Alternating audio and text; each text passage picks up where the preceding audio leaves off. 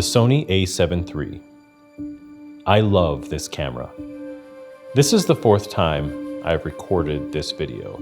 I've actually edited one already, but much like my previous videos, it was very rehearsed, very scripted, and started to feel extremely robotic.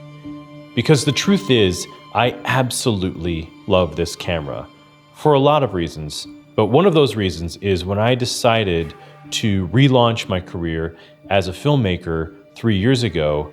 For 2 of those 3 years, this has been the camera that's been in my hands. And it's the camera that's seen me go from factory worker to full-time filmmaker in those 2 years. So I decided I wanted to make a video that was more about the possibilities of what happens when you have a tool in your hand like this camera, as opposed to the nitty-gritty and the specs and the color science that all the other videos are talking about. Granted, we'll walk down some of the pros and cons of the camera, but I do want to address whether it's relevant in a 2021 world after this barrage of amazing cameras that came out in 2020. In my opinion, it's more than relevant and will continue to be for years to come. As you can see by the cold open video, the A7 III produces incredibly cinematic, beautiful 4K video. Combined with the Atomos Ninja 5, it's become an absolute beast of a camera system for me. The camera is certainly not without its limitations. It only shoots 4K in 24 and 30p and shoots 1080p at 60 frames per second and 120 frames per second. Now, for me, that's never been a problem, but in fact, it was the limitation of the camera that caused me to rely more heavily on the story and less on that smooth and sexy B-roll that I definitely fell into the trap of. When I do want something slow motion or with that slightly dreamy, ethereal effect, I will shoot at 30 frames per second in 4K and then convert it to 23.976. Now that's actually what I did for the first part of the cold open video, and it does produce a nice dreamy look without it being super slow motion. I have a whole video about the Atomos Ninja 5 with the Sony A7 III, so I won't dig into it too much, but one of the benefits of using it with this camera is that it gets rid of that 30-minute recording limit that came with so many mirrorless cameras of years past. It's been vital to my ability to shoot long interviews and documentary style setups. The other reason that I love the Ninja 5 is because of its ability to record in ProRes. The internal XAVC codec of the A7 III, while good, is rough on my computer, and it is a relatively new and extremely fast editing computer. So being able to shoot in ProRes has been a game changer, and it's probably the biggest reason I would recommend picking up an Atomos Ninja 5. So if you're thinking about getting a camera recorder combo, I highly recommend this pairing. A lot has been said about Sony Colour. Some videos talk about a green tint, some videos talk about a magenta shift. Everybody has an opinion about Sony Colour. And of course, with the A7S III, it seems to have been improved greatly. Now, I certainly have had my challenges with color when it comes to this camera, but that usually has to do with the fact that I failed getting the proper white balance or exposure when I'm shooting on the day.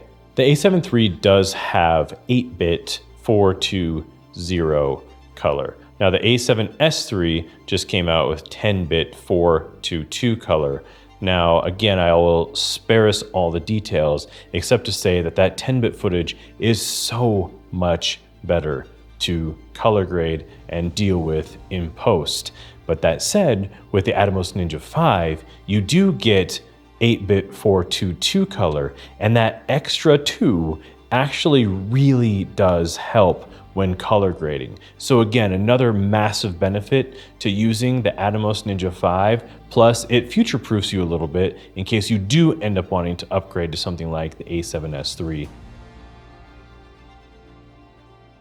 If you are strictly a photographer, then the Sony A7 III could not be more relevant.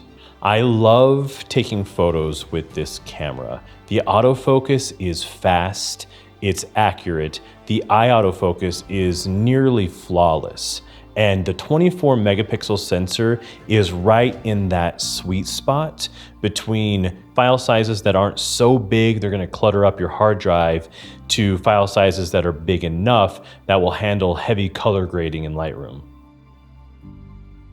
Real briefly, we'll talk about something really boring, and that's the menu system. Now, a lot has been said about the menu system, just as a lot has been said about color.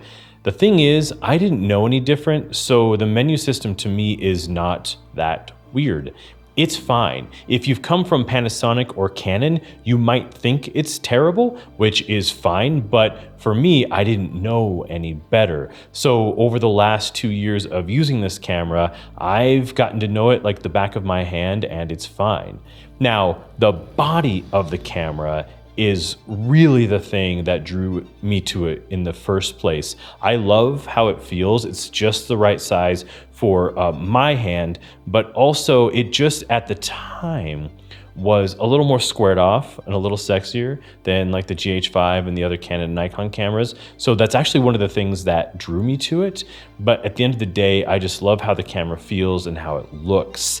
The EVF is fantastic. I love using it for photography, but the back LED screen is not the best. It's not the sharpest. It's not the best for monitoring. And I started using a monitor for it right away. The thing that I like about it is that it's not a flip out screen. Now, vloggers everywhere have always hated the fact that Sony cameras didn't have a flip out screen. But I hate flip out screens because for one, it puts you off center from the lens, which I don't like. For two, it just looks cheap. It looks like every cheap camera that I've ever seen on the market. Plus, when you get really low to the ground, I like having that ability to flip it out and almost lay it flat.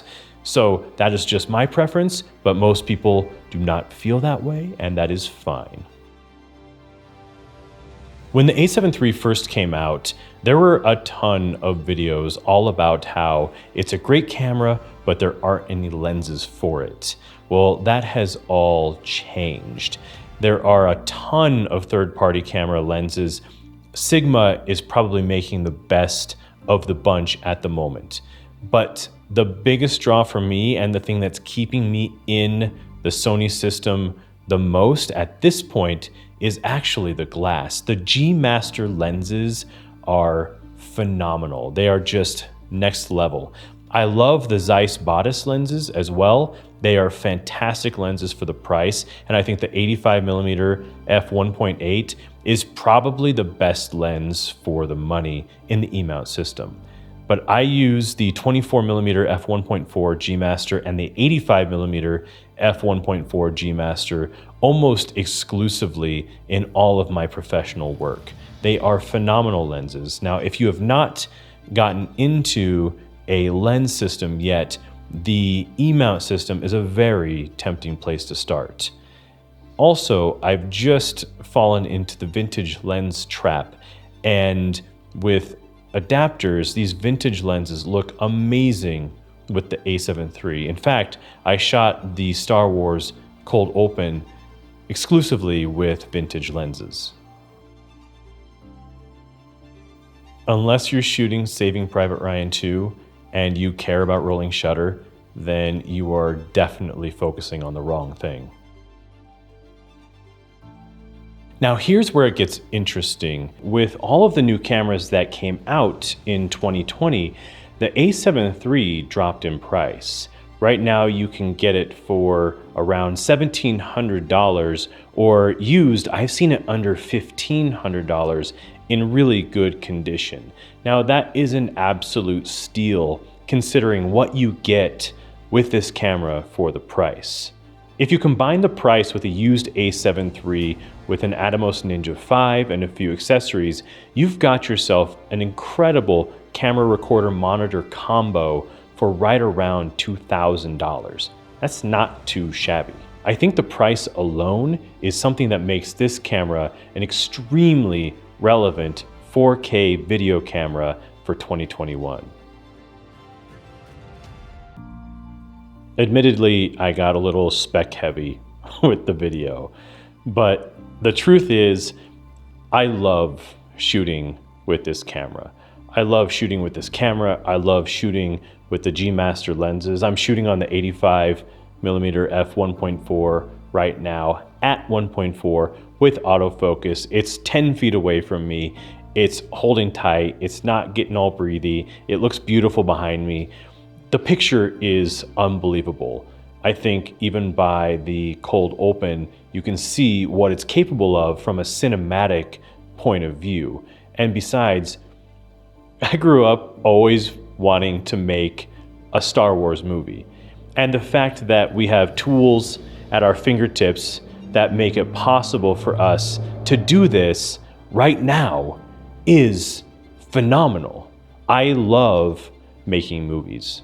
Shooting that short today with vintage lenses from the 70s and 80s with a modern camera was probably one of the most enjoyable experiences of my life. I cannot wait to shoot more. And if you are a filmmaker and you're not in a system already or minorly invested, I think that the Sony E-mount system and this camera in particular, especially considering the price, is an amazing value and an incredible option for you to pursue. But as always, it's so much more about the person and less about the tool. It could be your iPhone, it could be an Alexa Mini LF, or it could be a Sony A7 III. If you have a story to tell, you have the opportunity to tell it. So get out there and be creative. Thanks for watching.